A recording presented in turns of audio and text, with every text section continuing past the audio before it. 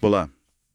Hoje a gente vai dar um mergulho fundo num momento bem marcante da nossa história recente, a greve dos petroleiros de maio de 1995. Isso aí. Um momento tenso, né? A gente tem aqui um material bem completo, com análises, documentos da época e o que eu acho mais legal, depoimentos de quem estava lá, na linha de frente. Exato. E o cenário, só para situar, era 1995, o comecinho do governo FHC, um período de muitas reformas, né? E a grande discussão ali era a quebra do monopólio da Petrobras. Exatamente. Muita tensão no ar, muitas mudanças sendo propostas. O clima era esse. Então, a nossa ideia aqui é tentar entender melhor o que aconteceu nesses 31 dias de greve. As motivações, sabe, o que cada lado dizia. Vamos desembrulhar isso juntos. Bom, a greve começou em maio, né? O material indica que ela estava ligada a uma mobilização maior da CUT contra as reformas gerais do governo. Sim, tinha esse pano de fundo. Mas a categoria petroleira tinha suas pautas bem específicas, né? Quais eram as principais, então, o que estava pegando mais? Olha, pelo que as fontes mostram, eram basicamente duas frentes. Uma, bem concreta, era econômica. Tinha um acordo salarial, os tais interníveis que vinha lá do governo Itamar e, não tinha sido cumprido. Há uma dívida trabalhista, digamos assim? Isso. E a outra frente era mais política e ideológica até, a defesa do monopólio da Petrobras. Havia um medo real da privatização, da abertura do setor. Faz sentido. E o que os depoimentos dos trabalhadores indicam? Qual dessas pautas mobilizava mais a base? Pelo que a gente leu nos depoimentos, a questão salarial, o dinheiro que não entrava. Isso era sentido mais no dia a dia, de forma mais direta, sabe? Afetava a vida ali, na hora. Mas a defesa da empresa também era muito forte, claro. Entendi. E para manter a galera mobilizada por tanto tempo, a comunicação do sindicato devia ser crucial, né? Os boletins da FUP, do STIEP, como era essa comunicação? Era uma comunicação de enfrentamento total, assim. Os boletins que a gente analisou usavam uma linguagem muito forte contra o governo e contra o TST, o Tribunal Superior do Trabalho. O TST que julgava a legalidade da greve, né? Exatamente. O TST era chamado de abusivo, de atrelado ao governo.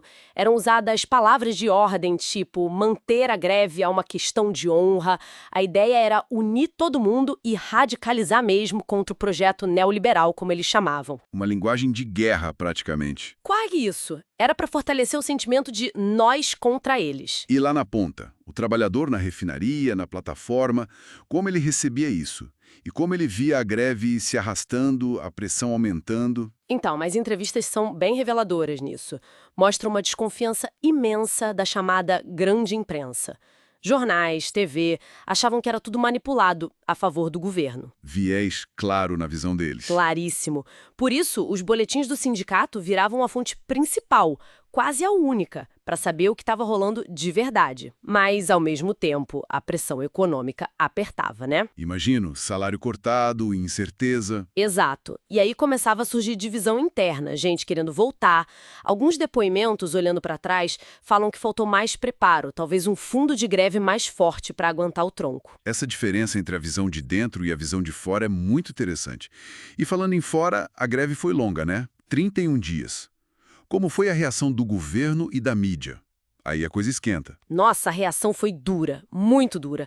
O TST, como eu disse, declarou a greve ilegal várias vezes, multas milionárias para os sindicatos, coisa pesada. Milionárias? Uau! E não parou por aí. O governo partiu para cima. Demissões, inclusive de líderes sindicais. Teve ocupação de refinaria pelo exército. Pelo exército? Sim.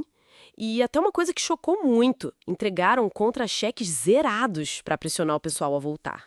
Que pressão psicológica e financeira brutal. Total. E a mídia? Bom, a cobertura da grande imprensa, no geral, seguiu uma linha bem clara segundo as fontes. Jornais como o Bahia Hoje, colunistas conhecidos como Gilberto de Mensten, Qual era a linha? a de retratar os petroleiros como uma elite. Privilegiados, com salários altos, sabe? E que estavam sendo irresponsáveis, prejudicando a população com a falta de gás, de combustível e ameaçando o plano real. Aquela tática de isolar o movimento, né? Colocar a opinião pública contra. Exatamente. Associaram muito a greve à necessidade de quebrar o monopólio. Tipo, olha aí o problema que esse monopólio causa.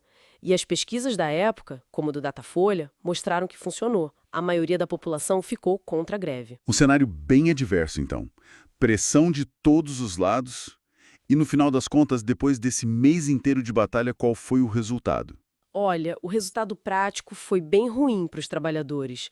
A greve acabou no início de junho, mas as reivindicações principais não foram atendidas. O acordo salarial não saiu. Não. As demissões, na maioria, foram mantidas. Algumas foram revertidas, mas só muito tempo depois na justiça. Os dias parados foram descontados. As multas ficaram. E o monopólio? Pouco tempo depois, o Congresso aprovou a emenda que quebrou o monopólio estatal. Então, foi vista mesmo como uma derrota importante para o sindicato. Uma derrota dura. Sim, claro que teve gente tipo o prefeito de Santos na época, alguns militantes, que depois ressaltaram a importância da luta, da resistência, da combatividade que a categoria mostrou. Mas o custo, né, foi altíssimo. Resumindo a ópera, então, a gente viu um confronto direto. De um lado, um sindicato forte, de uma categoria estratégica. Do outro, um governo decidido a fazer reformas. E no meio, uma opinião pública muito influenciada pela mídia.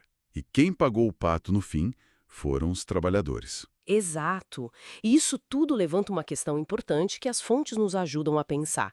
O que essa greve, com toda a sua força e o seu desfecho, revela sobre a capacidade de resistência dos movimentos organizados, principalmente quando eles enfrentam um projeto econômico muito forte e uma narrativa na mídia que joga contra. É uma reflexão sobre poder, sobre trabalho e sobre como as narrativas são construídas, né? Justamente. Fica aí essa questão para a gente pensar sobre a dinâmica complexa entre esses fatores todos na nossa sociedade. Algo que vai além daquela greve de 95, com certeza.